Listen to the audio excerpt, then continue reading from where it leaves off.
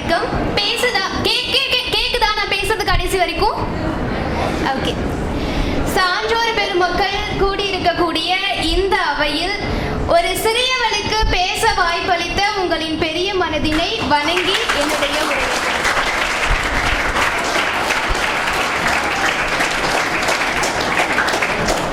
இந்த நிகழ்ச்சிக்கு நான் வந்திருக்கேன் இல்லையா, உண்மையிலேயே மேம் சொன்ன மாதிரி என்ன ஒரு அக்காவா நினைச்சுக்கோங்க. இங்க இருக்க எல்லாத்துக்கும் ஒரு 16, 17 வயசு இருக்குமா? 15, 16, 17 அந்த வயசுக்குள்ள தானே இருப்பீங்க. உங்களை விட ஒரு 6, 7 வயசு மூத்த பொண்ணுன்னு வச்சுக்கோங்களேன். நீங்க இப்போ ஒரு பாதையில நடந்துட்டு இருக்கீங்க இல்லையா, இந்த வயதெல்லாம் கடந்து நான் ஒரு 21 வயசுல இருக்கேன். அப்போ அந்த 21 வயசுல இருந்து 15, 16, 17 வயசுல எப்படி நடந்துக்கிட்டா 21 வயசுல உங்க வாழ்க்கை நல்லா இருக்கும் அப்படின்னு ஒரு அக்காவா உங்ககிட்ட நான் சொல்ல வந்திருக்கேன். எதன் மூலமா அப்படின்னா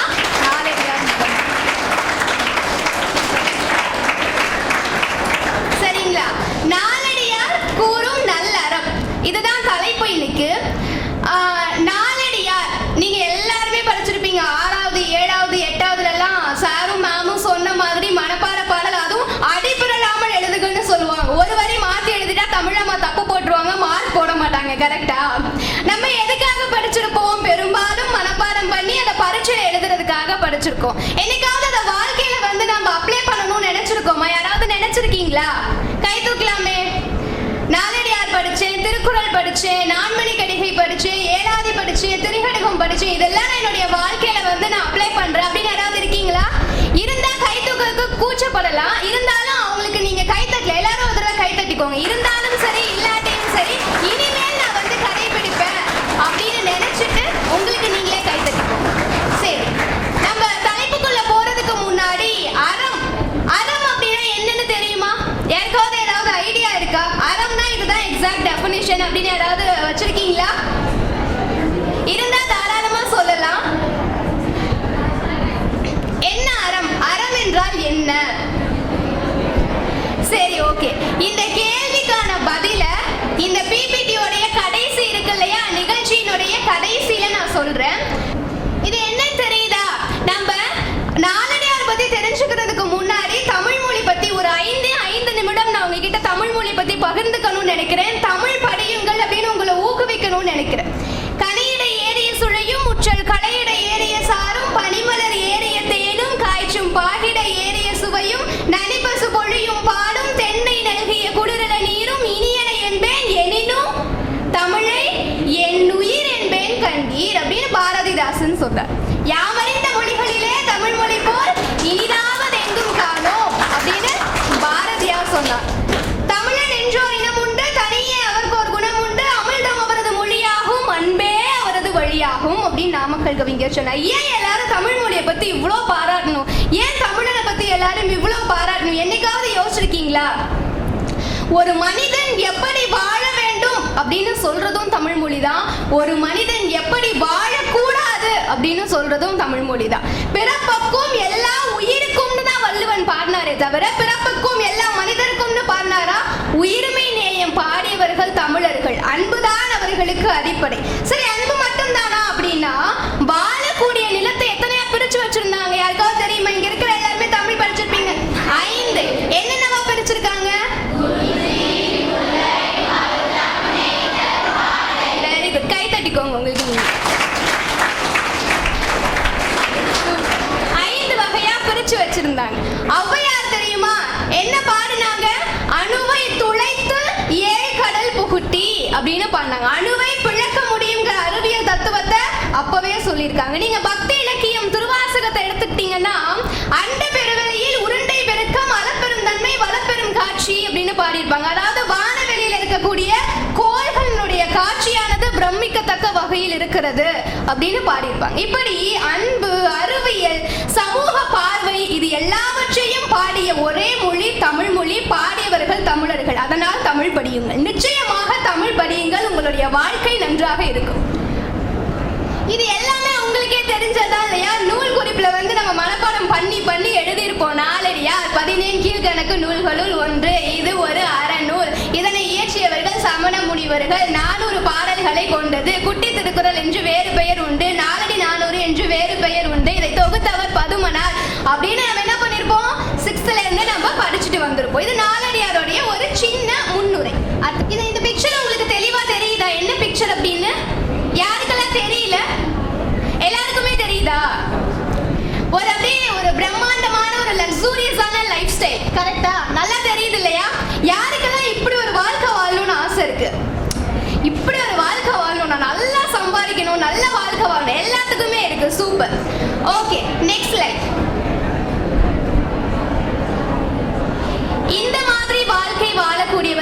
இருக்காங்க. முன்னாடி பாத்தீங்கல்ல, மனுஷனுக்கு எப்போதுமே ஆசை இருக்கும். உங்களை மாதிரி நானும் அங்க ஒரு காலத்துல உட்கார்ந்து இருந்தேன் ஒரு மாணவியா.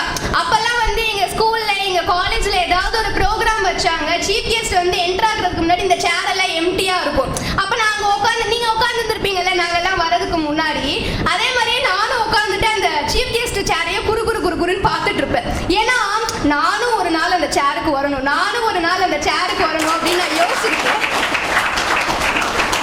இது வந்து என்னுடைய ஒரு சிறப்பு விருந்தினரா என்னுடைய முதல் மேடை. ஒரு பேச்சாளரா நான் பல மேடைகள்ல பேசி இருந்தாலும் ஒரு சிறப்பு விருந்தினரா இது என்னுடைய முதல் மேடை அப்படிங்கறத நான் மகிழ்ச்சியோட தெரிவிச்சுக்கிறேன். சோ ஆசைப்பட்டாதான் வாழ்க்கையில முன்னேற முடியும், அந்த மாதிரி ஒரு வாழ்க்கையை வாழ முடியும். இந்த மாதிரி வாழ்க்கை வாழக்கூடிய மக்களும் இருக்காங்கல்ல. நம்ம மட்டும் நல்லா இருந்தா போதுமா? நம்மை சார்ந்து இருக்கக்கூடிய சமூகத்தில் இருக்கக்கூடிய மக்களும் நன்றாக இருக்க வேண்டும்ல. அப்போ நான் என்ன பண்ணணும்? மனுஷனுக்கு வந்து அடிப்படை தேவைன்னு 3 சொல்லுவாங்க. என்னென்னப்பா சொல்லுவாங்க? உணவு, உடை, இருப்பிடம். சரி, இப்போ நானும் நல்லா இருக்கணும், என்னை சார்ந்து இருக்கக்கூடிய மனிதர்களும் நல்லா இருக்கணும், இந்த சமூகமும் நல்லா இருக்கணும் அப்படின்னா அந்த மாற்றம் முதல்ல என்னில இருந்து தானே தொடங்கணும். அப்ப எனக்கு என்ன அடிப்படை தேவை அப்படின்னு பார்த்தோம்னா, நெக்ஸ்ட் ஸ்லைட். எனக்கு என்ன அடிப்படை தேவைன்னா முதல் விஷயம் ஒழுக்கம். நான் 4 இருக்கு இல்லையா? 1 ஒழுக்கம், இன்னொன்னு என்ன இருக்கு? 3வது, 4வது அறம்னா நான் என்னன்னு கேட்டிருக்கேன். கடைசியில யாராவது ஒருத்தர் எழுப்பி கேள்வி கேட்பேன். சரியா? அதாவது நல்லா கவனிங்க, நான் பேசினதுலயே அதுக்கான விடையும் இருக்கும், நல்லா கவனிங்க. முதல் விஷயம் ஒழுக்கம்.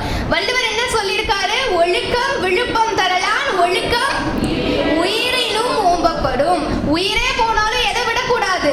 ஒழுக்கத்தை விடக்கூடாது. நம்ம வந்து இந்த செஷன்ல வந்து ஒரு 7 படிக்கட்டு மாதிரி வச்சுக்கலாம் ஒழுக்கத்தை. சரிங்களா? முதல் படி, 2ஆம் படி, 3ஆம் படி அப்படின்னு ஒரு 7 படிக்கட்டுகள். கடைசியா 7வது படிக்கட்டு என்னங்கிறத நம்ம அந்த ஸ்லைட்ல பார்க்கலாம். முதல் விஷயம் என்னன்னா, அடுத்த ஸ்லைட்ஸ், ஒரு பேசிக்கான விஷயம். எனக்கு வந்து படிப்பே வராதுக்கா, எனக்கு படிக்கவே பிடிக்கல, என்ன யார்தான் இந்த படிப்பை கண்டுபிடிச்சாங்களோ அப்பெல்லாம் நீங்களா நினைப்பீங்க இல்லையா? நீங்களே சின்ன குழந்தைங்க.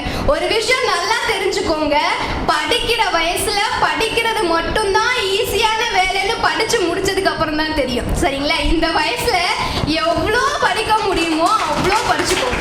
ஓகே, பேசிக்கான ஒரு விஷயம். நம்ம வீட்டுக்கு யாராவது பெரியவங்க வந்தாங்கன்னா நம்ம என்ன பண்ணணும்? சூப்பர், தண்ணி கொடுக்கணும். முதல்ல என்ன பண்ணணும்னா எந்திரிச்சு நின்று அவர்களை வரவேற்க கற்றுக்கணும். சரி, வீட்டுல மட்டும் தானா அப்படின்னா கிடையாது. பள்ளிக்கூடத்துல வகுப்பறையில ஒரு ஆசிரியர் வகுப்பறைக்குள்ள நுழையிறாங்க, எனக்கு அவங்கள பிடிக்கும் பிடிக்காது அதெல்லாம் இந்த வயசுல எதுவுமே நீங்க காட்டிக்க கூடாது, எதுவுமே சொல்லக்கூடாது. ஆசிரியர்களை பகைத்து கொள்வதற்கான வயது இது கிடையாது. ஒரு ஆசிரியர் வகுப்பறைக்குள்ள நுழைஞ்சாலோ ஒரு வீட்டுல பெரியவங்க நுழைஞ்சாங்களோ அவங்கள எந்திரிச்சு நின்று வரவேற்க முதல்ல கத்துக்கணும். அதுதான் இங்க கொடுத்திருக்காங்க. இருக்கை எழலும் எதிர் செலவும் ஏனை விடுப்பு ஒளிதலோடு இன்ன குடிப்பிறந்தார் குன்றா ஒழுக்கமா கொண்டார் கயவரோடு ஒன்றா உணரர் பாட்டன்று. அதாவது அவங்க வரும்போது எந்திரிச்சு நின்று வரவேற்கிறது, கையெடுத்து கும்பிடுறது, அவங்க ரிட்டர்ன் போகும்போது என்ன பண்ணும்? அப்பா போயிட்டு வாங்க அப்படின்னு சொல்லிட்டு போய் தொலைஞ்சிருங்க அப்படின்லாம் சொல்லணுமா? அது தவறான விஷயம். போகும்போது அவங்க வீட்டுல இருந்து கிளம்பும் போது பத்திரமா போயிட்டு வாங்க அப்படின்னு நன்மொழிகளை கூறி அவர்களை வழி அனுப்ப வேண்டும். இதுதான் பேசிக். நீங்க இதுக்கு வந்து படிச்சிருக்கணும்னு அவசியம் கிடையாது, உங்ககிட்ட காசு பணம் இருக்கணும்னு அவசியம் கிடையாது. உள்ளத்தில் ஒழுக்கம் இருந்தால் பெரியவர்களை நாம் மதிப்போம். சரியா? இது முதல் படிக்கட்டு, பெரியவர்களை மதிக்க வேண்டும். Next slide. இதுல என்னெல்லாம் தெரியுது உங்களுக்கு? முதல்ல என்ன இருக்கு? கல். அது ஓகேவா? அது என்னது? கல். பனைமரத்துல இருந்து எடுப்பாங்க இல்லையா கல். அது வந்து நீங்க மதுபானத்துக்கு ஈக்குவலா நினைச்சுக்கோங்க. 2வது என்ன இருக்கு? ஒருத்தர் இருக்காரு, அவர் யாரு? திருடர். 3வதா ஒண்ணு இருக்கு, அது என்னது? ஆணும் பெண்ணும் சமம். ஓகேவா? 4வதா ஒண்ணு இருக்கு, அது என்னது? ஒருத்தர் முன்னாடி நிக்கிறாங்க, 2 பேர் என்ன பண்றாங்க? அவங்கள கிண்டல் பண்ணி பேசுறாங்க. 5வதா ஒண்ணு இருக்கு, அது என்ன? ட்ரூத், லை. அதுல ஒண்ணே ஒண்ணு மட்டும் அடிச்சிருக்காங்களே, என்னத்தை அடிச்சிருக்காங்க? லை. லைனா என்னது? பொய் சொல்லுது. Very good. அடுத்தது கடைசியா என்ன? ஒரு சோகமா ஒரு பையன் உட்கார்ந்துருக்கு. அதை வந்து நம்ம வறுமைக்கு ஈக்குவலா எடுத்துக்கலாம். ஓகேவா? சோ 2வது படிக்கட்டு, ஒரு சிலையை செதுக்கும் போது ஒரு கல் இருக்குப்பா, ஒரு சாமி சிலையோ இல்ல ஏதோ ஒரு சிலையை செதுக்குறோம்னா முதல்ல என்ன பண்ணுவாங்க? தேவையில்லாததெல்லாம் எடுத்துருவாங்க இல்லையா? அந்த உளியையும் இதை வச்சு என்ன பண்ணிடுவாங்க? தேவையில்லாததெல்லாம் எடுத்துருவாங்க. நம்ம கிட்ட இருக்கக்கூடிய தேவை குணங்களை குறிக்கக்கூடிய படங்கள் தான் இது. ஓகேவா? ஒழுக்கம் உடையவர்கள் மதுபானம் அருந்த மாட்டார்கள், ஒழுக்கம் உடையவர்கள் திருட மாட்டார்கள், ஒழுக்கம் உடையவர்கள் பிறரை அவமானப்படுத்த மாட்டார்கள். இந்த வயசுல நீங்க ரொம்ப கத்துக்க வேண்டிய ஒரு விஷயம் என்னன்னா, ஒருத்தர் இல்லாதப்போ அவங்கள பத்தி இன்னொருத்தவங்க கிட்ட தவறாக பேசுவது மிக ஒரு கொடூரமான ஒழுக்கமற்ற செயல். அதை நீங்க இந்த வயசுல பண்ணவே கூடாது. எந்த வயசுலயும் நீங்க பண்ணக்கூடாது. அது உங்க ஃப்ரெண்டா இருக்கலாம், உங்க ரிலேட்டிவா இருக்கலாம், உங்க ஆசிரியர்களா இருக்கலாம், யாரை பத்தியும் தவறாக இனி கூறக்கூடாது. இந்த காசிப்னு சொல்லுவாங்கல்ல, புறம் கூறுதல்னு சொல்லுவாங்கல்ல, அது பண்ணக்கூடாது. அடுத்ததா என்ன இருக்கு? பொய் சொல்லக்கூடாது. கடைசியா என்ன அப்படின்னா, நமக்கு வாழ்க்கையில எவ்வளவுதான் கஷ்டம் இருந்தாலும், அது வறுமையா இருக்கலாம், படிப்பு வராம இருக்கலாம், எல்லாரும் சேர்ந்து நம்மள திட்டலாம், எந்த நிலைமையிலையும் மனம் தளரக்கூடாது. சரி, அடுத்த ஸ்லைட் சார். சோ இந்த பாடல் பாருங்களேன், ஒழுக்கமுடையவர்கள் எப்படி இருப்பார்கள் அப்படிங்கிறதுக்கான பாடல். கல்லார், என்னோட சேர்ந்து படிக்கலாம் தெரிஞ்சா, கல்லார் கல்லுண்ணார் கடிவர் கடிந்தொரி எள்ளி பிறரை இகழ்ந்துரையா. மற்றவர்களை என்ன பண்ண மாட்டாங்க? எள்ளி இகழ்ந்துரைக்க மாட்டாங்க. தள்ளியும் வாயிற் பொய் கூறார், பொய் சொல்லவே கூடாது. நீங்க தப்பே பண்ணிருந்தீங்கனாலும் தைரியமா ஆமா நான் தப்பு பண்ணேன் அப்படின்னு ஒத்துக்கிறதா ஒழுக்கமே தவிர பொய் சொல்றது ஒழுக்கம் கிடையாது. பொய் உங்களை அப்போதைக்கு காப்பாத்தலாம், ஆனா வாழ்நாள் வரைக்கும் என்ன பண்ணாது? உங்களை காப்பாத்தாது. கடைசியா என்ன இருக்கு? வடுவரு காட்சியா சாயி பறிவதில்லை. புரிஞ்சுதா இந்த பாடல்? Okay, next slide. ஓகே, அடுத்தது மூணாவது ஸ்லைடு. முதல்ல என்ன இருக்குன்னா, ஐம்புலன்கள். ஐம்புலன்கள் அப்படின்னு நம்ம என்னத்தை சொல்லுவோம்? எதெல்லாம் ஐம்புலன்கள்னு சொல்லுவோம்?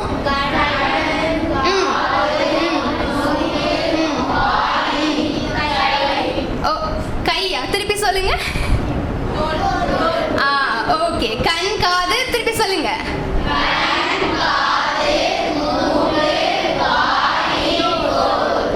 மெய் அப்படின்னு சொல்லுவாங்க. சரியா? இந்த ஐந்தும் தான் ஐம்புலன்கள் அப்படின்னு சொல்லுவாங்க. அடுத்து என்ன கொடுத்திருக்காங்க அப்படின்னா, ஒரு வயசானவர் நம்ம கிட்ட எந்தவித செல்வமும் கிடையாது, நம்ம கிட்ட கையில காசே இல்லாட்டியும் நம்மளால முடிஞ்சத பிறருக்கு உதவி செய்யணும் அப்படின்னு குறிக்கக்கூடிய படம் அது. இப்போ நான் டியூஷன் எடுத்துட்டு இருக்கேன்னு சொன்னேன் இல்லையா, இது நான் பெருமைக்காக சொல்லல, ஒரு இன்ஃபர்மேஷனுக்காக சொல்றேன். நான் டியூஷன் எடுத்துட்டு வர வழியில பஸ் ஸ்டாண்ட்ல எப்போதும் வெயிட் பண்ணிட்டு இருப்பேன். அப்ப அங்க தள்ளு வண்டியில ஒரு பாட்டிமா கடை போட்டிருப்பாங்க. அவங்க பேத்தி அங்க உட்காந்து ஏதோ ஒன்று சம்திங் எழுதிட்டு இருக்கோம், படிச்சுட்டு இருக்கோம், ஏதாவது ஒன்று பண்ணிட்டு இருக்கோம். எனக்கு அதை பார்க்கும்போது என்ன தோணும்னா, ஒரு 1.5 மணி நேரம் நான் டியூஷன் எடுப்பேன் ஒரு நாளைக்கு. எனக்கு ஒரே ஒரு பொண்ணுக்கு தான் நான் சொல்லி தரேன். அந்த பொண்ணுக்கு எனக்கு 2500 பே பண்ணுவாங்க. ஓகேவா? நான் அப்போ இங்க டியூஷன் வெயிட் பண்ணிட்டு இருக்கேன். அந்த சமயத்துல எனக்கு ஏதாவது அந்த பொண்ணுக்கு சொல்லி கொடுக்கணும்னு ஆசையா இருக்கும். அப்போ நான் ஏதாவது ஒரு திருக்குறள் டெய்லியும் அந்த பொண்ணு என்கிட்ட இன்ட்ரெஸ்டா 10 குறள் ஒப்பிக்கும், படிச்சுட்டு ஒவ்வொரு அதிகாரமா ஒப்பிக்கும். அப்போ எனக்கு என்ன தோணும்னா, என்னால அந்த பொண்ணுக்கு அப்ப நானுமே பினான்சியலா ரொம்ப கஷ்டப்படுற சூழ்நிலையில தான் இருக்கேன்னு வச்சுக்கோங்களேன். என்னால காசு பணம் கொடுக்க முடியாது, ஆனா என்னால என்ன பண்ண முடியுது? அந்த பொண்ணுக்கு கல்வியே கொடுக்க முடியுது. அன்னச்சத்திரம் 1000 நாட்டு ஆலயம் 10000 வைத்தல் அன்னவையாவையும் புண்ணியம் கோடி ஆங்கோர் ஏழைக்கு எழுத்தறிவித்தல் அப்படின்னு பாரதி சொல்லியிருக்காரு இல்லையா. என்னால முடிஞ்சது என்னது? அந்த கல்வியை நான் கொடுக்குறேன். அப்போ நான் எவ்வளவு வறுமையில இருந்தாலும் என்னால முடிஞ்சதை மற்றவங்களுக்கு கொடுக்கணுங்கிற அந்த அடிப்படை பண்பு நம்ம கிட்ட இருக்கணும். அடுத்தது என்னன்னா, அங்க ஒரு பயில்வான் இருக்காரா, மூட்டையெல்லாம் தூக்கிட்டு போறாரா? கரெக்டா? நம்ம கிட்ட என்னதான் உடல் வலிமை இருந்தாலும் ஏதோ ஒரு ஸ்கூல்ல ஏதோ ஒரு பிரச்சனை இல்லை, நீங்க இங்க முடிச்சுட்டு காலேஜுக்கு போறீங்கன்னா எவ்வளவு பெரிய ஆள் தெரியுமா, நீ வாரா சண்டைக்கு அப்படின்னு சொல்லிட்டு பசங்க எல்லாம் போவாங்க. அந்த மாதிரி இருக்கிறது உண்மையிலேயே ஒழுக்கம் கிடையாது. நீங்க உடல் அளவுல எவ்வளவு வலிமையாக இருந்தாலும் மனதளவுல உங்களை கட்டுப்படுத்திக்க தெரிஞ்சாதான் நீங்க ஒரு நல்ல மனிதரா இந்த சமூகத்துல இருக்க முடியும். அடுத்ததா என்ன? அதுதான் அந்த கோபத்தை கட்டுப்படுத்த வேண்டும். அது ஆணா இருந்தாலும் சரி, அது பெண்ணாக இருந்தாலும் சரி. சோ மூணாவது படிக்கட்டு என்ன பண்ணணும்? ஐம்புலன்களையும் நமக்கு அடக்க தெரிந்திருக்க வேண்டும். நம்ம எவ்வளவு வறுமையான சூழ்நிலை இருந்தாலும் நம்மளால என்ன மற்றவங்களுக்கு கொடுக்க முடியுமோ அதை கொடுக்கணும். நம்ம உடல் அளவுல எவ்வளவு வலிமையானவர்களாக வேணாலும் இருக்கலாம், ஆனா மனதளவுல நம்மளுடைய கோபத்தை நாம் கட்டுப்படுத்த வேண்டும். மனதளவுல நம்ம தான் ஆளணும். நம்மளோட எமோஷன்ஸை வச்சு இன்னொருத்த நம்ம என்ன பண்ணக்கூடாது? ஆட்சி செய்யக்கூடாது. அடுத்த ஸ்லைட். அதுதான் இந்த பாடல். இளையான் அடக்கம் அடக்க அடக்கம். படிங்க. இலையான் அடக்கம் அடக்கம் கிளை பொருள் எல்லாம் கொடையே கொடை பயன் எல்லாம்.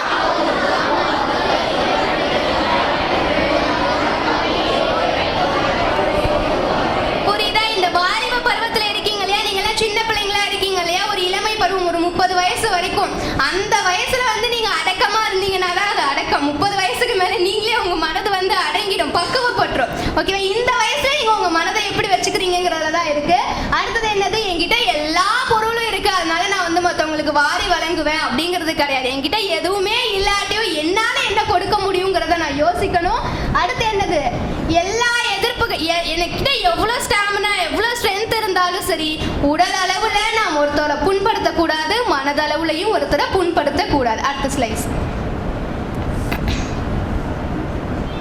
என்னப்பா இது, என்னமோ கொடுத்துருக்கேனே, அச்சம், பயம். யாருக்கெல்லாம் எதை பார்த்தெல்லாம் பயம்? சிலர் வந்து நாய்னா பயம், சிலருக்கு பேய் பிசாசுனா பயம். என்னெல்லாம் வந்து கேட்டிங்கன்னா, ஸ்கூல் படிக்கும் போது வந்து கேட்டிங்கன்னா நான் படிக்கிறதா பயம்னு சொல்லிப்பேன். யாருக்காவது படிக்கிறதுனா பயமா? இல்ல இல்ல, எல்லாரும் நல்ல குழந்தைங்க தானே. யாருக்காவது படிக்கிறதுக்கு பயம் இருக்கா? வெரி குட், சூப்பர், கை தட்டிக்கலாமே. ஓகே, சோ நம்ம வந்து ஒழுக்கமா இருக்கோம் அப்படின்னா யாருக்கும் பயப்பட வேண்டாம்ல. ஆனா ஒழுக்கமா இருக்கிறவர்களும் சில விஷயங்களுக்கு பயப்படுறாங்களா? என்னென்ன விஷயங்கள்னு பார்க்கலாமா? அடுத்த ஸ்லைட்ஸ். கல்லாமை அச்சம். அவங்களுக்கு படிக்காம இருக்கிறது பயம். ஐயோ நமக்கு ஒண்ணுமே தெரியலையே. நமக்குலாம் இந்த பயம் எப்போ வரும் சொல்லுங்க? எக்ஸாமுக்கு முந்தின நாள் தானே வரும், ஐயோ படிக்கலையே அப்படின்னு. சோ கல்லாமை அச்சம். ரெண்டாவது என்னன்னா கயவர் தொழிலட்சம். கயவர்கள் அப்படின்னா தீயவர்கள். அவர்கள் செய்யக்கூடிய செயல்கள், அது திருட்டா இருக்கலாம், அது பொய் சொல்றதா இருக்கலாம், எந்த ஒரு தவறான செயலாகவும் இருக்கலாம், அதெல்லாம் வந்து செய்யக்கூடாது. அந்த செயல்களை பார்த்து ஒழுக்கமுடையவர்கள் அஞ்சுவார்கள். அடுத்தது என்ன கொடுத்திருக்காங்க? சொல்லாமை உள்ளுமோ சோர்வச்சம். அதாவது என்னன்னா, தகாத சொற்களை, சொல்லக்கூடாத வார்த்தைகள் இருக்கு இல்லையா, அந்த வார்த்தைகளை நம்மளுடைய வாய் வழியா சொல்லிடுவோமோ அப்படின்னு ஒழுக்கமுடையவர்கள் பயப்படுவாங்களாம். அதுக்கப்புறம் என்னது, எல்லாம் இறப்பார் கொன்று ஈயாமை அச்சம். என்கிட்ட வந்து யாரோ கையேந்தி கேட்கறாங்க, என்னால எதுவுமே கொடுக்க முடியலையே அப்படிங்கிற நிலை வந்துருமோ அப்படின்னு பயப்படுவாங்க. மரத்தாரில் மானா குடி பிறந்தார். இந்த மாதிரி அச்சங்கள் இருக்கக்கூடியவர்கள் தான் உயர்குடியில பிறந்தவர்கள். இங்க சாதி மத வேறுபாடெல்லாம் கிடையாது. யாரெல்லாம் ஒழுக்கமா இருக்கிறாங்களோ அவங்கெல்லாம் உயர்குடிகள், யாரெல்லாம் ஒழுக்கம் இல்லாம இருக்கிறார்களோ அவர்கள் எல்லாருமே தாழ்ந்த குடிகள். சரிங்களா? அடுத்த ஸ்லைட். ஓகே, யாருக்கெல்லாம் கோபம் அதிகமா ஒரு ஏதாவது ஒண்ணு சொல்லிட்டு அப்படி டப்புன்னு எனக்கு கோபம் வந்துடும் அப்படின்னு யாராவது இருக்கீங்களா? நிறைய பேர் இருப்பீங்க போல, ஆனா சொல்ல மாட்டீங்க தானே. சரி, ஓகே. கோபம் இந்த வயசுல வரலாமா அப்படின்னா இந்த வயசுல கண்டிப்பா வரும். ஏன்னா நானும் உங்களுடைய வயதெல்லாம் கடந்து வந்திருக்கேன் இல்லையா. ஆனா ஒரு விஷயம் நல்லா தெரிஞ்சுக்கோங்க, உங்ககிட்ட இருக்கிற நெகட்டிவ் எமோஷன்ஸ் மூலமா உங்களை ஈஸியா கண்ட்ரோல் பண்ண முடியும். உங்களுடைய மனசையும் சரி உங்களுடைய உடலையும் சரி நீங்க தான் கண்ட்ரோல் பண்ணுமே தவிர மத்தவங்க கையில அந்த சாவியை நீங்க கொடுத்துடவே கூடாது. கோபம், யாராவது உங்களை அவமானப்படுத்தணும்னு நினைச்சாங்கன்னா உங்களை கோபம் தான் படுத்தி பார்ப்பாங்க. சரிங்களா? நீங்க ரோட்ல போயிட்டு இருக்கீங்க, ஒரு நாய் உங்களை, அந்த படத்துல பாருங்களேன், ஒரு நாய் உங்களை கடிச்சிருச்சு, நீங்க திருப்பி கடிப்பீங்களா? யாராவது கடிப்போமா நாயை திருப்பி? அந்த மாதிரி தான். சரிங்களா? யாராவது உங்களை வந்து தகாத வார்த்தை சொல்லி திட்டுறாங்க அப்படின்னா அவங்க கிட்ட நீங்க திருப்பி கோவப்பட்டு அதே ஏதோ தகாத வார்த்தையில திட்டுறீங்கன்னா அவங்களுக்கும் உங்களுக்கு என்ன வித்தியாசம்? சொல்ல போனா அந்த நாய்க்கும் நமக்கும் என்ன வித்தியாசம்? இல்ல இல்லையா? Next slides. அததான் இந்த பாடல்ல சொல்லிருப்பாங்க. சரியா? கூர்ந்து படிங்க. கூர்ந்து நாய் கவ்வி கொலை பண்ண.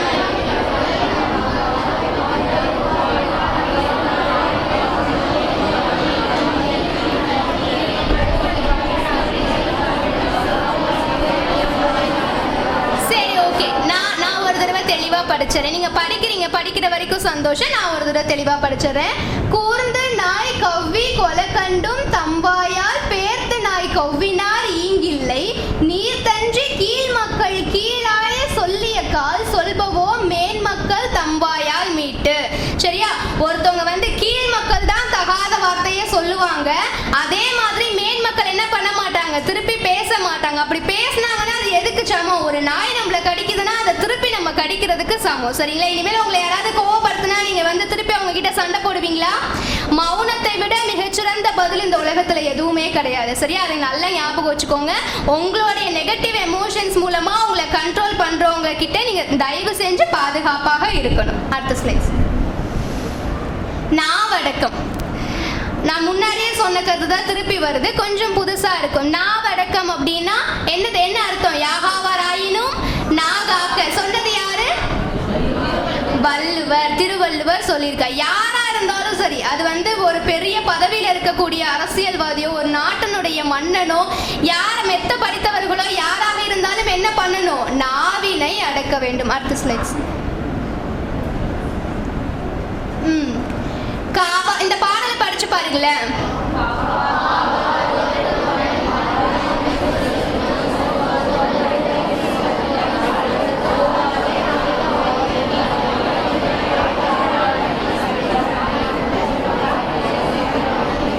சரி, ஓகே, வெரி குட். நான் ஒரு படிச்சுறேன். காவாதொருவன் தன் வாய் திறந்து சொல்லும் சொல் ஓவாதே தன்னை சுடுதலால் ஓவாதே ஆய்ந்தமைந்த கேள்வி அறிவுடையார் எஞ்ஞான்றும் காய்ந்தமைந்த சொல்லார் கருத்து. நீங்க ரெண்டு பேத்துக்குள்ள சண்டை வருது, அது போய் உங்க பேரண்ட்ஸ் கிட்டயோ இல்ல உங்க டீச்சர்ஸ் கிட்டயோ நிக்குது. சரியா? போனோடனே என்ன சொல்லுவீங்க? டீச்சர், நான் எந்த தப்பும் பண்ணல. அம்மா, நான் எந்த தப்பும் பண்ணல. இவன் தான் பண்ணா, இவ தான் பண்ணா அப்படின்னு நம்ம ஒரு விரல் சுற்றோன்னு வச்சுக்கோங்க. இப்படி நீங்க தான் பண்ணீங்கன்னு காமிச்சிங்கன்னா ஒரு விரல் தான் அவங்கள பார்த்துருக்கு, மீதி 3 விரல் யாரை பார்த்துருக்கு? நம்மள பார்த்துருக்கு இல்லையா? ஸோ இந்த விஷயத்த நல்லா தெரிஞ்சுக்கோங்க. நீங்க வந்து உங்களுடைய நாக்கை அடக்கவில்லை அப்படின்னா அது உங்களுக்கு பயங்கரமான பின் விளைவுகளை என்ன பண்ணுவோம்? கொண்டு வந்து சேர்க்கும். ஒருத்தவங்க வந்து தப்பே பண்ணல, நீங்க அவங்கள பத்தி தப்பான விதமா மற்றவங்க கிட்ட பேசுறீங்கன்னா அவங்களுக்கு அதனால வரக்கூடிய பாதிப்பை விட 100 மடங்கு பாதிப்பு யாரதான் வந்து சேரும்? நம்மளதான் வந்து சேரும். ஒருத்தவங்க தப்பே பண்றாங்கன்னு வச்சுக்கோங்களேன், அதை பத்தி நமக்கு ஏதாவது பிரயோஜனம் இருக்காப்பா? நமக்கே வாழ்க்கையில 1000 பிரச்சனை இருக்கு. படி படி படின்னு ஸ்கூலுக்கு வந்தா டீச்சர் சொல்றாங்க, வீட்டுக்கு போனா பேரண்ட்ஸ் சொல்றாங்க, இதுல அக்கா தம்பி கூட சண்டை போடணும், அண்ணன் தங்கச்சி கூட சண்டை போடணும். இவ்வளவு வேலை இருக்கும் போது நம்ம போய் மத்தவங்களை பத்தி பேசலாமா? அது எவ்வளவு கெட்ட விஷயமா இருந்தாலும், அவங்க எவ்வளவு கெட்டவங்களா இருந்தாலும் அதனால நமக்கு ஏதாவது பிரயோஜனம் இருக்கா? ஸோ மற்றவங்களை பற்றி பேசுறதை என்ன பண்ணிடணும்? முடிஞ்ச வரைக்கும் தவிர்த்தரணும். நம்மளுடைய வாயிலிருந்து வரக்கூடிய சொற்கள் 100% நல்ல சொற்களாக இருக்க வேண்டும் அப்படிங்கிறத எப்போதும் முயற்சித்துக்கிட்டே இருக்கணும். அடுத்த ஸ்லைட்ஸ். இதுதான் கடைசி படி, ஒழுக்கத்தினுடைய உச்சகட்டம். இப்ப எல்லாமே பார்த்தாச்சு. முதல்ல பெரியவர்களை வணங்கணும், பொய் சொல்லக்கூடாது, கெட்ட பழக்கம் இருக்கக்கூடாது, மற்றவங்களை மதிக்கணும், நாவடக்கம் வேணும், எல்லாமே சொல்லியாச்சு. இதெல்லாம் ஃபாலோ பண்ண ஒருத்தவங்க எப்படி இருப்பாங்க? ஒழுக்கத்தோடைய உச்சகட்டம் அவங்க கிட்ட எப்படி இருக்கும் அப்படின்னு பார்த்தோம்னா அடுத்த ஸ்லைட். அவங்க எப்படி இருப்பாங்களான்னா, தான் கெடினும் தக்காருக்கு கேடு என்ன இருக்க, நானே கெட்டு போனாலும் என்ன பண்ண மாட்டேன், மற்றவங்களுக்கு கேடு நினைக்க மாட்டேன், நான் கெட்டு போற நிலைமையில இருந்தாலும் அவங்க நல்லா இருக்கட்டும் அப்படிங்கிற நல்லெண்ணம் அவர்கள் கிட்ட இருக்கும். அடுத்து என்ன கொடுத்துருக்காங்க? தன்னுடம்பின் ஊன் கெடினும் உன்னால் கைத்து உண்ண இருக்க. என்னுடைய உடல் மெலிந்து போய் நான் சாக போற நிலைமையில இருந்தாலும் தீயவர்கள் கையில் இருந்து உணவு வாங்கி உண்ண மாட்டார்கள். யாரு? மேன்மக்கள். யாரு? ஒழுக்கத்தை முழுமையாக கடைபிடிப்பவர்கள். அடுத்தது பான்கவின். இந்த வரி எனக்கு ரொம்ப பிடிச்ச ஒரு வரி. உங்ககிட்ட வந்து இந்த உலகமே உனக்கு தான்ப்பா, நீ ஒரு சின்ன பொய் சொல்லணும் அப்படின்னு சொன்னா யாரெல்லாம் சொல்லுவீங்க? சொல்ல மாட்டீங்களா? யாருமே சொல்ல மாட்டீங்களா? வெரி குட், சூப்பர், கை தட்டலாமே. சோ என்ன கொடுத்திருக்காங்க? வான் கவிந்த வையகம் எல்லாம் பெறினும் உரையற்க பொய்யோடு இடைமிடிந்த சொல். இந்த வானத்துக்கு கீழே இருக்கிற உலகம் எல்லாம் உனக்கு தான்ப்பா அப்படின்னு சொன்னா கூட ஒழுக்கமுடையவர்கள் என்ன சொல்ல மாட்டாங்க? பொய் சொல்ல மாட்டாங்க. இதுதான் ஒழுக்கத்தினுடைய உச்சகட்டம். சரி, ஒழுக்கம் முடிச்சாச்சு. அடுத்து என்னது? கல்வி. இந்த காலத்துல இன்னொருக்கு இணையா வந்து பெண்களும் உட்கார்ந்துருக்கீங்க இல்லையா? இதுக்கே ஒரு பெரிய கைத்தட்டல் கொடுத்துடலாம். இந்த அப்போ வந்து பொண்ணுங்கெல்லாம் படிக்க போக கூடாது அப்படின்னு சொன்னாங்க. இப்பெல்லாம் பசங்களோட பொண்ணுங்க என்ன பண்றாங்க? டாப் ரேங்க் வாங்குறாங்க இல்லையா? ஸோ கல்வி 2 பேருக்குமே பொதுவானது. கல்விங்கிற சொல் இருக்குல்லப்பா, இதுல வந்து கடைசி எழுத்தை மட்டும் எடுத்துட்டீங்கன்னா என்ன வரும்? கல். நடு எழுத்தை எடுத்துட்டீங்கன்னா என்ன வரும்? கவி. முதல் எழுத்தை எடுத்துட்டீங்கன்னா என்ன வரும்? இல்வின்னு வரும். அதை தழுகிலா படி இப்படி கல் போல் இருக்கும் மனிதனின் மனதினை பண்படுத்தி செழுமைப்படுத்தி வில் போல் வளைத்து கவிபாட வைப்பதுதான் கல்வியினுடைய அடிப்படையான உண்மையான நோக்கம். சரியா? அந்த கல்விய நீங்க எப்படி கற்கணும்? வள்ளுவர் என்ன சொல்லியிருக்காரு? கற்க கசடற கற்பவை கற்ற பின் நிற்க அதற்கு தக, குற்றமற்ற கல்வியை கற்க வேண்டும். Next slide. இங்க இருக்கிற பசங்க பொண்ணுங்களுக்குலாம் இந்த வயசுல ஆசை இருக்கும். என்னை யார் பார்த்தாலும் நான் வந்து அழகா இருக்கேன்னு சொல்லணும் அப்படின்னு பொண்ணுங்களுக்கு ஆசை இருக்கும். பசங்களுக்கு என்ன இருக்கும்? ஒரு நல்ல பைக் வாங்கணும், ஸ்டைலிஷான பைக் வாங்கணும், இப்படி ஹேர் ஸ்டைல் வச்சுக்கணும், அப்படி ஹேர் ஸ்டைல் வச்சுக்கணுங்கிற ஆசை இருக்கும் தானே? இருக்கிறது தப்பு கிடையாது, இந்த வயசுல இருக்கும். ஆனா இதெல்லாம் அழகா? நான் வந்து என்னுடைய பாடியை வந்து அழகா மற்றவங்களுக்கு காமிச்சுக்கணும்னு நினைக்கிறேன், அதுக்காக நான் வந்து ஏகப்பட்ட பணம் செலவு பண்றேன், அதுக்காக வந்து நான் என்னுடைய நேரத்தை செலவு பண்றேன் அப்படின்னா இதெல்லாம் வீணா போறது யாருக்குப்பா? நமக்கு தானே. உண்மையான அழகு எது அப்படின்னா, அடுத்த ஸ்லைட்ஸ். இந்த பாடல் படிங்க. குஞ்சி அழகும் கொடுந்தாலை கோட்டழகும் மஞ்சள் அழகும் அழகல்ல, நெஞ்சத்து நல்லம் யாம் என்னும் நடுவு நிலைமையால் கல்வி அழகே அழகு. உங்களுடைய முடி அழகு இருக்குல்ல பொண்ணுங்களுக்கு, இந்த முடியோ இல்ல நீங்க முகம் கழுவி மஞ்சள் பூசிக்கிறதோ இல்ல பசங்க வந்து ஹேர் ஸ்டைல் வச்சுக்கிறதோ இல்ல ஸ்டைலிஷா பைக் வச்சுக்கிறதோ இதெல்லாம் இப்ப அழகு மாதிரி தெரியும். ஆனா அது எல்லாமே உண்மையான அழகு கிடையாது. நெஞ்சத்தால நம்மள நடுவு நிலைமையோட காட்டுறதுனால கல்விதான் என்றென்றைக்கும் என்னது அழகான விஷயம். அதுதான் கல்வி அழகே அழகு. அடுத்த ஸ்லைட். இது வந்து என்ன அப்படின்னா ஒரு பாதிரி பூன்னு சொல்லுவாங்கப்பா. அந்த பூவை வந்து தண்ணியில போட்டோம் அப்படின்னா அந்த பூ என்ன பண்ணுமா? மணக்க ஆரம்பிச்சிடுமா. சரியா? ஸோ நீங்க வந்து உங்களுக்கு அமையக்கூடிய நட்பு இருக்கு இல்லையா, நல்ல நட்பா, இந்த கிளாஸ்ல டாப்பர்ஸ் எல்லாம் இருப்பாங்கல்ல, அவங்க கூட கண்டிப்பா ஃப்ரெண்ட்ஷிப் வச்சுக்கோங்க. நல்லா படிங்க. சரி, நல்லா படிக்கிறவங்க கூட ஃப்ரெண்ட்ஷிப் வச்சுக்கோங்க. இது வந்து எனக்கு ஒரு நண்பர் இருக்காரு கல்லூரியில. ஓகேவா?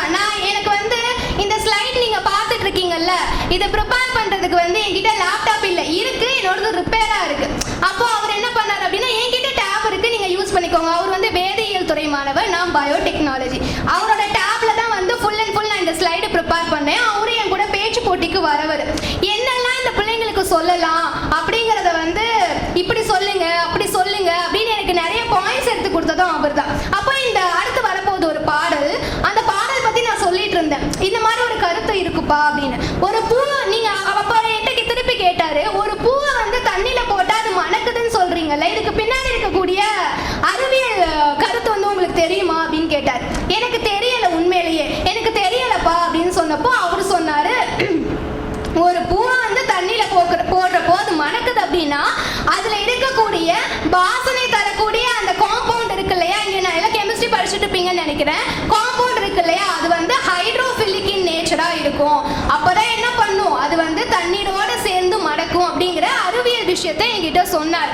அப்போ இந்த மாதிரி ஒரு நல்ல ஃப்ரெண்ட்ஷிப், ஒரு ஹெல்தியான ஃப்ரெண்ட்ஷிப் உங்களுக்கு இருந்துச்சு அப்படின்னா நீங்க வாழ்க்கையில என்ன பண்ணலாம், எதை வேண்டுமானாலும் சாதிக்கலாம். Next slide. அதுதான் கல்லாரே ஆயினும். நான் படிக்கவே இல்லை, ஆனா நீங்க படிக்கக்கூடிய ஃப்ரெண்ட்ஸ் கிட்ட ஃப்ரெண்ட்ஷிப் வச்சுக்கிட்டீங்க அப்படின்னா நீங்களும் என்ன பண்ண ஆரம்பிச்சிடுவீங்க, படிக்க ஆரம்பிச்சிடுவீங்க. கல்லாரே ஆயினும் கற்றாரை சேர்ந்தொழுகின் படிங்க அப்படியே.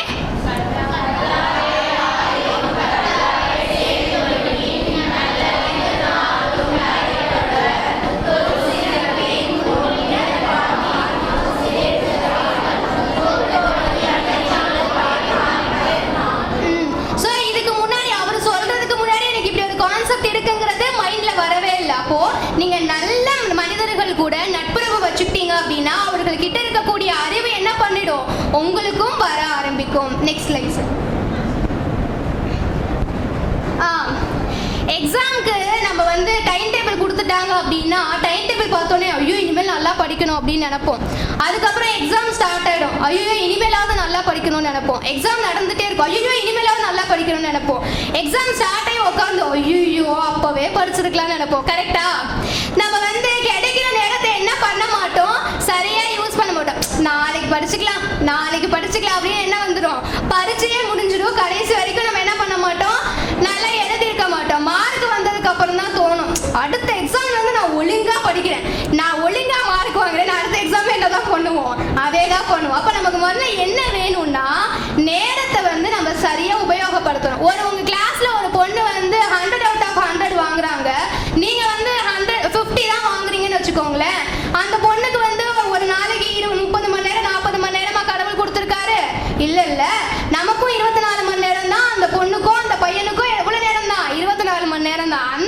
24 மணி நேரத்துல யாரு சரியா திட்டமிட்டு உழைக்கிறார்களோ அவர்கள் வெற்றி அடைகிறார்கள். திட்டமிட்டு உழைக்க தவறியவர்கள் தோல்வி அடைகிறார்கள். புரிஞ்சுதா? அதுதான் இது. வைகளும் படிங்க அப்படியே. வைகளும்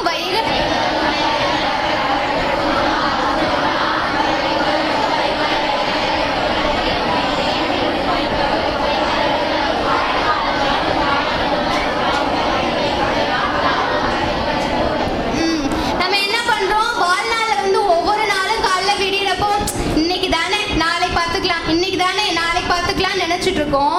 ஆனா வருடங்கள் ஓடுவது உங்களுக்கு தெரியாது, உங்களுக்கு வயதாகிறது உங்களுக்கு தெரியாது. ஒரு 25, 26, 27 வயசு ஆனதுக்கு அப்புறம் அப்பவே படிச்சிருக்கலாம் அப்படிங்கிற எண்ணம் வராம இருக்கணும் அப்படின்னா தயவு செஞ்சு இப்ப ஒழுங்கா நேரத்தை சரியா பயன்படுத்திட்டு என்ன பண்ணணும், விளையாடணுமா? விளையாடலாம். என்ன விளையாடக்கூடாது? ஆன்லைன் கேம்ஸ் எல்லாம் விளையாடாதீங்க. என்ன பண்ணிடும், உங்களை அடிமையாக்கிடும். முடிந்த வரைக்கும் உங்களால முடிஞ்ச வரைக்கும் நல்லா படியுங்க. சரிங்களா? அடுத்த ஸ்லைட். நட்பு. எல்லாத்துக்கும் ஃப்ரெண்ட்ஸ் இருக்கு. இங்க உட்காரும் போது எல்லாம் ஜோடி ஜோடியா தான் உட்காந்துருப்பீங்க. நான் இங்க தான் உட்காருவேன், இந்த ஃப்ரெண்ட் இருந்தாதான் நான் உட்காருவேன். காலேஜ் வரைக்குமே அதை என்னால பார்க்க முடியுது. நான் கல்லூரி படிச்சுட்டு இருக்கேன் இல்லையா, இவங்க பக்கத்துல உட்காந்தாதான் நான் உட்காருவேன். வேற யாராவது இருந்தா எஞ்சி போ, நான் இப்பதான் அங்க உட்காரணும் அப்படின்னு நம்ம சொல்லுவோம் இல்லையா. அப்போ நம்ம கூட இருக்கிற ஃப்ரெண்ட்ஸ் வந்து நல்லவங்களா இருக்காங்களா, நம்ம முன்னேற்றத்துல அவங்க கூட இருக்காங்களா, இல்ல நமக்கு ஏதாவது பிரச்சனையில கூட இருக்காங்களா அப்படிங்கிறத நீங்க நல்லா உங்க மனசுல ஒரு ரீகால் பண்ணி பார்த்துக்கோங்க. அடுத்தது இது என்ன தெரியுது, முதல் படத்துல என்னப்பா தெரியுது? அது மேகம் கிடையாது. இங்க கேக்குறேன், வயல் தெரியுதா? யார் வீட்ல எல்லாம் வயல் இருக்கு சொல்லுங்க பாப்போம். நெல்லெல்லாம் யார் பயிரிடுறீங்க வீட்டுல? Super, very good. இப்போ உங்க வீட்டுல வந்து நெல் போடுறீங்க, இல்ல ஏதோ ஒரு காய்கறி போடுறீங்கன்னு வச்சுக்கோங்களேன். அது வந்து நல்லா தழைச்சு வரணும்னா என்ன வேணும்? மண்ணுக்கு வந்து சத்து வேணும். மண்ணுல சத்து இருந்தாலும் என்ன பண்ணும், அந்த செடி நல்லா தழைத்து ஓங்கி வளரும். ஓகேவா? நீங்க நல்ல மனிதர்கள் கூட நட்புறவு வச்சுக்கும் போது நீங்களும் என்ன பண்ணுவீங்க, ஒரு ஆரோக்கியமான செடியா நல்மணிகளை இந்த சமூகத்திற்கு ஈன்று தருவீங்க. சரியா? அப்படி இல்ல, சேர்க்க சரியில்லை அப்படின்னா அடுத்தது என்ன தெரியுது? ஒரு சூறாவளி சுனாமி மாதிரி தெரியுதா? அதை பார்க்கவே பயங்கரமா இருக்கா? அதுல ஒரு கப்பல் போய் மாட்டுச்சுன்னா என்ன ஆகும்? கவுந்துரும். சரிங்களா? நம்மளுடைய வாழ்க்கையும் அந்த நிலைக்கு தள்ளப்பட்டு விடும். அப்போ சேரும் போது உங்களுடைய ஃப்ரெண்ட்ஸ் வந்து சரியானவர்களா இருக்காங்களா, நல்லவர்களாக இருக்கிறார்களா அப்படின்னு பார்த்து பழக வேண்டும். நெக்ஸ்ட். இதுதான் அந்த நம்ம முன்னாடி பார்த்தோம் இல்லையா, அந்த படத்துக்கான பாடல். நிலநலத்தான் படிங்க அப்படியே.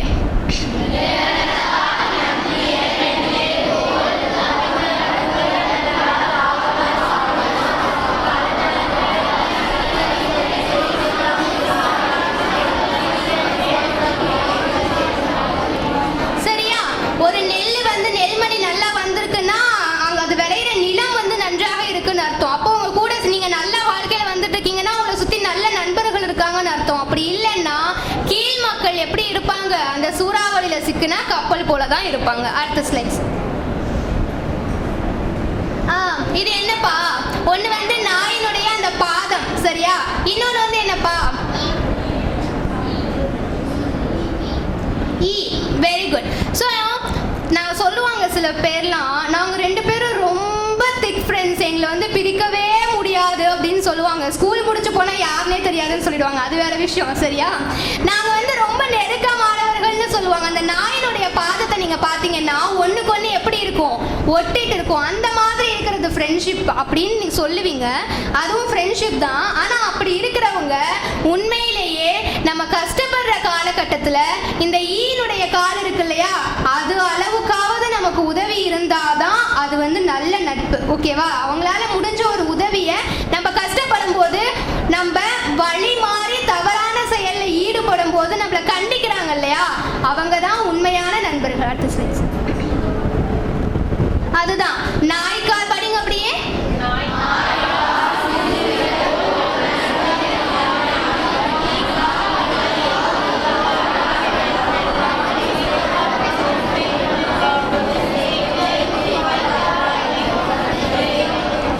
சரியா? நாய்க்கால் அளவுக்கு நாங்க வந்து ஒட்டிய நண்பர்கள் அப்படி இருந்தாலும் அவங்க ஈக்கால் அளவுக்கு கூட உங்களுக்கு உதவி செய்யல, உங்களுக்கு வந்து நல்ல வழிகளை சொல்லல அப்படின்னா அந்த நட்புனால எந்த பயனும் கிடையாது. சரியா? அடுத்த ஸ்லைட். இவங்க யார்ப்பா?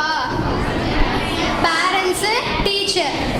நான் முன்னாடி கேட்டேன் இல்லையா அச்சம் அப்படின்னு சொல்லிட்டு, இந்த காலகட்டத்தில் இவங்க 2 பேர்த்த பார்த்தா தான் நீங்கள் ரொம்ப பயப்படுவீங்கன்னு நினைக்கிறேன்.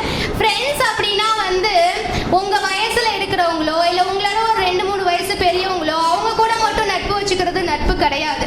உங்களுடைய ஆசிரியர்கள் கூட, உங்களுடைய பெற்றோர்கள் கூட நல்ல நட்புறவில் இருந்தீங்கன்னா அதுதான் உண்மையான நட்பு. நீங்கள் தப்பு செய்யும் போது யார் உங்களை கண்டிக்கிறாங்களோ அவங்க தான் நல்ல நண்பர்கள். நீங்கள் தப்பு செய்யும் போது கண்டிக்கிறவங்க யாராக தான் இருப்பாங்க? இவங்க 2 பேராக தான் இருப்பாங்க. ஆனால் இவங்க 2 பேர் சொல்றதை நம்ம காதலே வாங்க மாட்டோம் இல்லையா? நீங்கள் 25-26 வயசுக்கு மேலே தான் கொஞ்சம் அமைதியாக இருக்கலாமே. நீங்கள் கவனிக்காட்டியும் பரவாயில்ல, கொஞ்சம் அமைதியாக இருங்க ப்ளீஸ். ஒரு 25-26 வயசுக்கு மேலே தான் உங்களுக்கு என்ன தெரியும்? ஆமாம், அவங்க அப்போவே சொன்ன, ஒரு படத்தில் கூட வரும்ல, எங்கள் அம்மா அப்போவே சொன்னிச்சு, நான் தான் கேட்கல அப்படின்னு. அப்புறம் தான் உங்களுக்கு என்ன தெரிய வரும்? நம்ம நல்லதுக்காக தான் எல்லாமே சொல்லியிருக்காங்க அப்படின்னு சொல்லிட்டு. அடுத்த ஸ்லைட்ஸ். இந்த பாடலை படிங்களேன். காதலார் சொல்லும்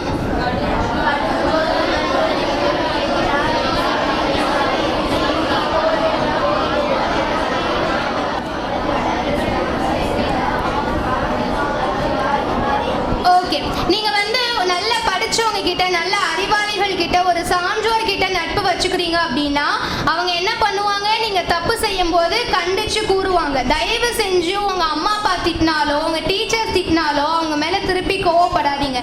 அந்த காதலார் அப்படின்னு சொல்லிட்டு ஒரு வார்த்தை இருக்கு இல்லையா? இந்த வயசுல காதல் அப்படின்னு சொன்னாலே சிலருக்கு முகமெல்லாம் மலரும். நான் இல்லைன்னு சொல்லல. ஆனா உங்க பெற்றோர்களை போல, உங்கள் ஆசிரியர்களை போல இந்த உலகத்தில் உங்களை யாருமே காதலிக்க முடியாது. அந்த விஷயத்தை தயவு செஞ்சு மறந்துடாதீங்க. சரியா?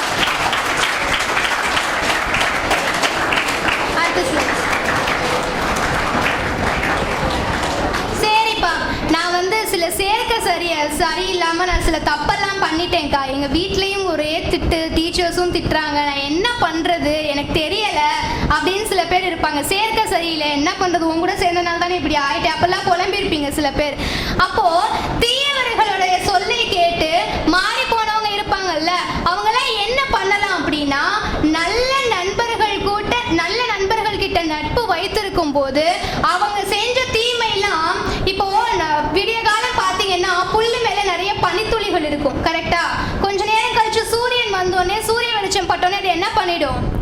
அது எல்லாமே காணாம போயிடும். அதே மாதிரி தீயவர்கள் கிட்ட சேர்ந்து உங்க மனசு கெட்டு போயிருந்துச்சு, நீங்க தவறான செயல்ல ஈடுபட்டு இருந்தீங்க அப்படின்னா அது எல்லாத்தையும் விட்டுட்டு நல்லவர்கள் கூட சேரும் போது நீங்கள் செஞ்ச எல்லா தப்பும் புல்மேல் பனித்துளி போல் மறைந்து போகும். சரியா? அதனால என்ன பண்ணணும்? நல்ல நண்பர்கள் கிட்ட பழக்கம் வைத்துக்கொள்ள வேண்டும். அதுதான் இந்த பாடல். அறியா பருவத்தோடு படிங்க அப்படியே.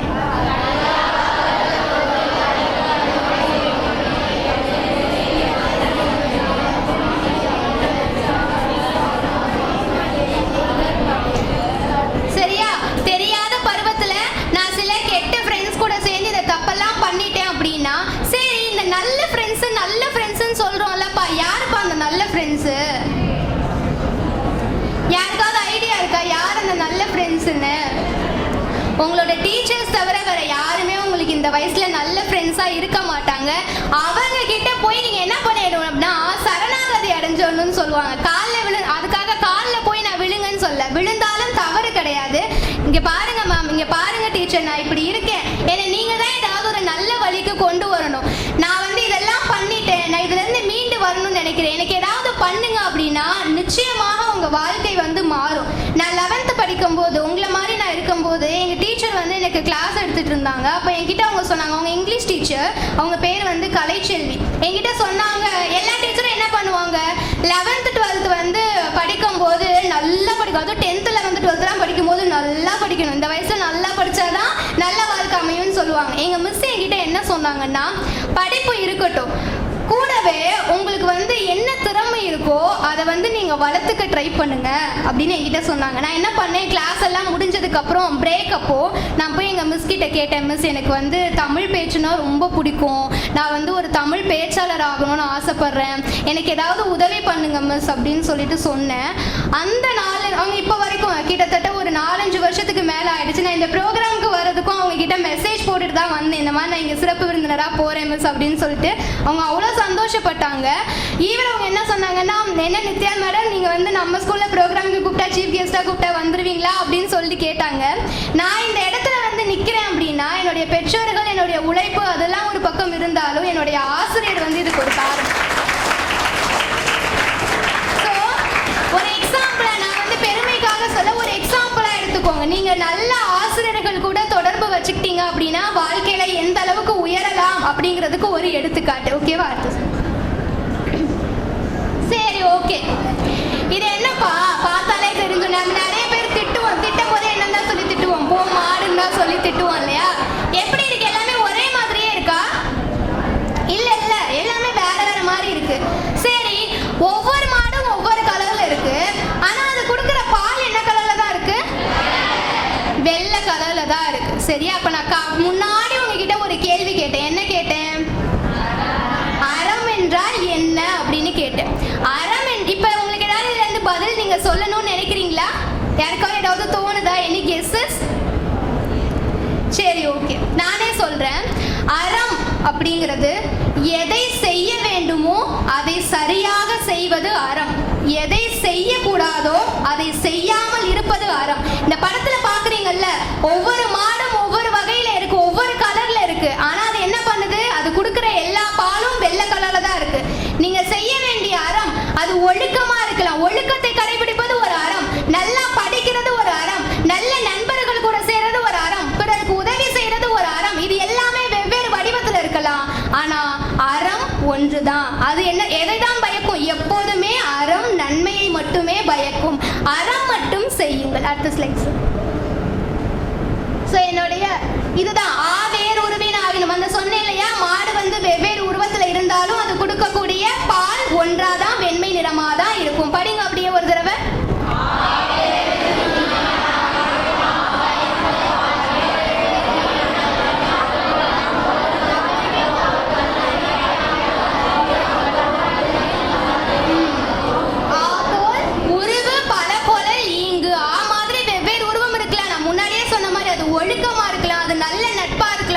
உதவி செய்யறதா இருக்கலாம், அது கல்வியாக இருக்கலாம், எதுவா இருந்தாலும் அது வடிவம் தான் வேறு வேறுவே தவிர அது எல்லாத்தையும் ஒரு புள்ளில இணைக்க முடியும் அப்படின்னா அது என்னவாதான் இருக்க முடியும்? அறமா தான் இருக்க முடியும். என்னுடைய கடைசி பாடல் அறிமீன். படிங்க. அறிமீன்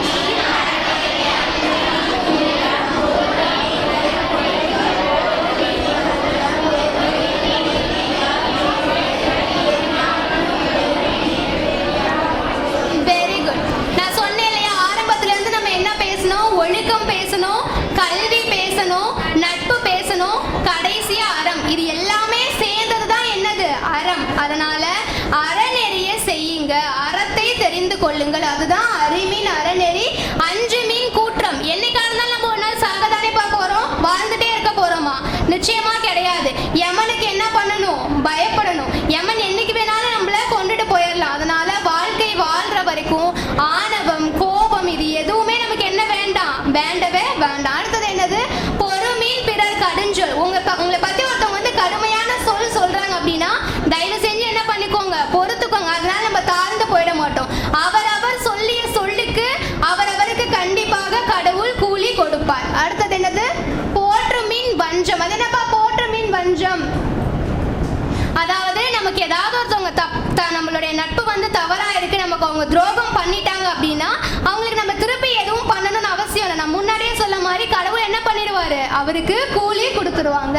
கடைசியா எஞ்ஞான்றும் பெருமின் பெரியார் வாய்ச்சொல். உங்க வீட்டுல இருக்க பெரியவங்களுடைய பேச்சை கேளுங்க, வகுப்பறையில ஆசிரியர் சொல்றதை கேளுங்க, உங்களுடைய பெற்றோர் சொல்றதை கேளுங்க. கண்டிப்பா உங்களுடைய வாழ்க்கை வந்து நன்றாக இருக்கும். இதுல எந்த ஒரு மாற்று கருத்தும் இல்லை. கடைசியா ஒரே ஒரு விஷயம் நான் சொல்லணும்னு நினைக்கிறேன். நான் ஒரு ஸ்லைட்ல சொன்னேன் இல்லையா, என்னுடைய நண்பர் பற்றி. என்னுடைய நெருங்கிய நண்பர் அவரு. நான் இந்த ப்ரோக்ராமுக்கு வரும்போது அவர் என்கிட்ட சொன்னாரு, நித்யா நீங்க போற இடம் வந்து சாதாரண இடம் கிடையாது, அது வந்து ஒரு விளைநிலம்.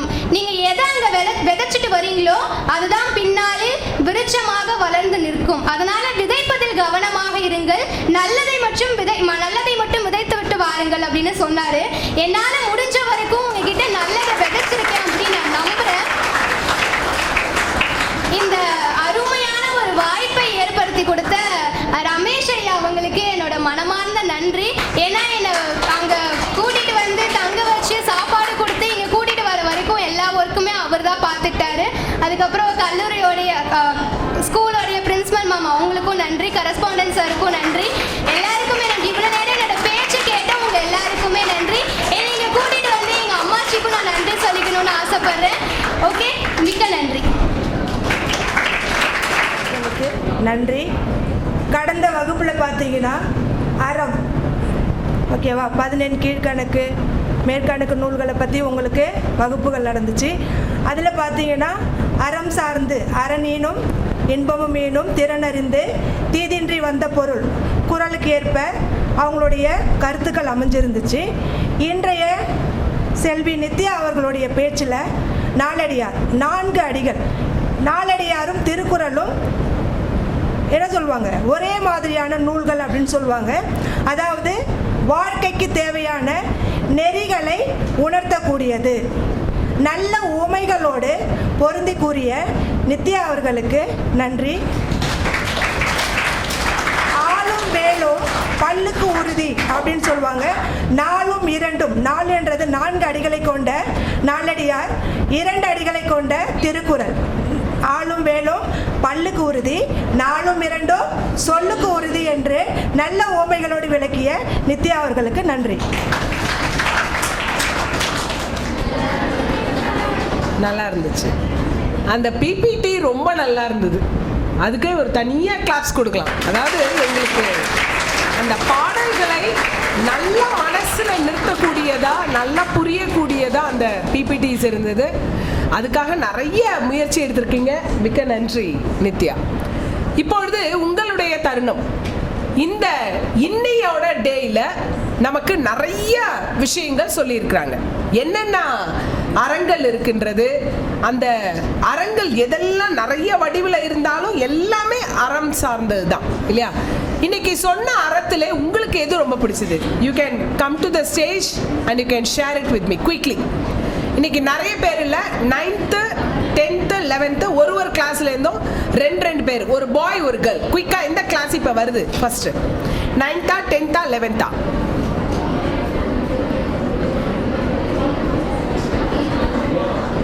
What is the thing you have learned? இன்னைக்கு நீங்க கேட்டதுல எது உங்களுக்கு ரொம்ப அட்ராக்டிவா மனசுல பதிகிற மாதிரி எது இருந்தது? எந்த செய்தி? Come, you are ready? No, come, stand up.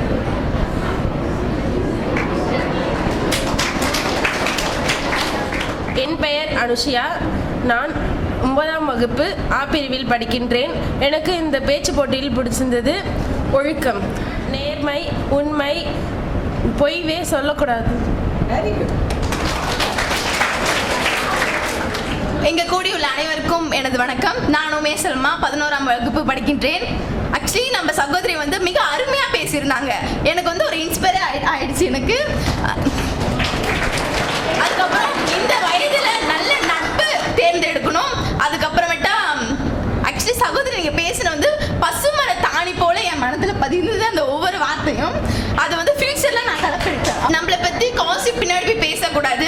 நல்ல டாப்பர்ஸ்லாம் இருப்பாங்களே அவங்க கூட நல்ல நட்பு வச்சுக்கிறது சொன்னாங்க. அது எனக்கு ரொம்ப பிடிச்சிருக்கு. எப்பொழுதுமே நம்மளோட இந்த சிறப்பு விருந்தினருக்கு ஒரு அழகான சர்டிஃபிகேட், வேல்யூபிளான ஒரு சர்டிஃபிகேட்டை நம்மளோட ரமேஷ் சார் கொண்டு வருவாங்க. இப்போவும் பார்த்தீங்கன்னா இவ்வளவு அழகா ஒரு சர்டிஃபிகேட்டை டிசைன் பண்ணிருக்காங்க. such a wonderful certificate she is getting.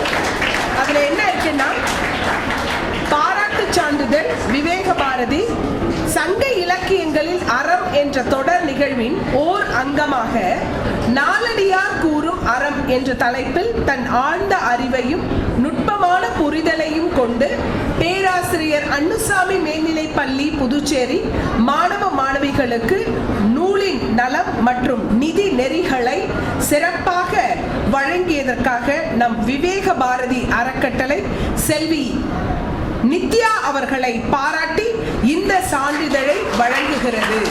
சொல்லக்கூடிய இந்த அருமையான சான்றிதழை நமது ரமேஷ் ஐயா அவர்கள் இப்பொழுது நமது சிறப்பு விருந்தினர் அவர்களுக்கு கொடுப்பார்கள்.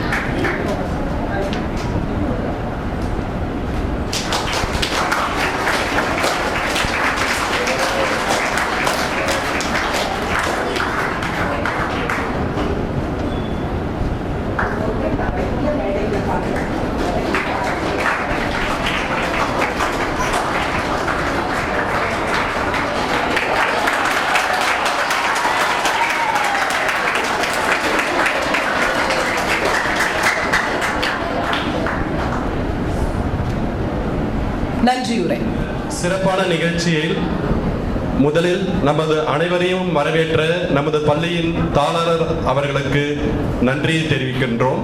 என அறம் என்ற ஒரு சொல்லுக்கு நமது தாளர் அவர்கள் அழகான விளக்கத்தை கொடுத்து வரவேற்ற நமது தாளருக்கு மீண்டும் நன்றியை தெரிவித்துக் கொண்டு இந்த நிகழ்ச்சியை சிறப்பு விருந்தினர்களை வரவேற்று சிறப்பு விருந்தினர்களை பற்றி நமக்கு அறிமுகம் செய்த நமது பள்ளியின் முதல்வர் அவர்களுக்கு நன்றியை தெரிவித்துக் கொண்டு மற்றும் இந்த நிகழ்ச்சியை ஏற்பாடு செய்திருந்த முக்கியமாக நமது விவேக பாரதி நிறுவனத்துடைய மிஸ்டர் ரமேஷ் சார் அவர்களை வரவேற்று மற்றும் அவருக்கும் நன்றியை தெரிவித்துக் கொள்கிறோம். விவேக பாரதி விவேகானந்தருடைய இளமை துடிப்பும் பாரதியுடைய தமிழ் தொண்டும் சேர்ந்து அவர்கள் நமக்கு கொடுக்கும் ஒரு வாரமும் ஒரு சிறப்பு விருந்தினர்களை நமது மாணவர்களுக்கு அழைத்து வந்து அவர்களுடைய கருத்துக்களை பரிமாறிக்கொள்வதற்கு உதவி செய்த ரமேஷ் ஐயா அவர்களுக்கு நன்றியை தெரிவித்துக் கொண்டு மேலும் இந்த நிகழ்ச்சியை அழகாக காணொளி மூலமாக நமக்கு வீடியோ மூலமாக எடுத்துக் கொடுத்த நமது சார் அவர்களுக்கு நன்றியை தெரிவித்துக் கொண்டு ஆசிரியர் பெருமக்களுக்கும்